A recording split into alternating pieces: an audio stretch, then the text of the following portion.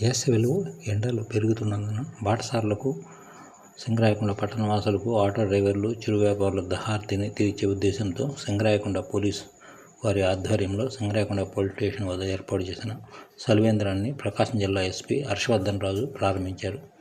ఈ సందర్భంగా ఎస్పీ గారు మాట్లాడుతూ, వేసవికాలంలో వివిధ సమస్యలతో పోలీస్ స్టేషన్కు వచ్చే సామాన్య ప్రజలు, పాదచారులు, అలాగే వివిధ పనుల నిమిత్తం ఇతర ప్రాంతాలకు వెళ్లే ప్రయాణికుల దాహార్తి తీర్చేందుకు ఈ చలివేంద్రాన్ని ఏర్పాటు చేసినట్లు చెప్పారు. ఎండల ప్రభావం రోజురోజుకు పెరుగుతున్నందున సింగరాయకొండకు వచ్చే గ్రామ ప్రజలకు చల్లటి తాగునీటి కోసం ఈ చలివేంద్రాన్ని వినియోగించుకోవాలని సూచించారు.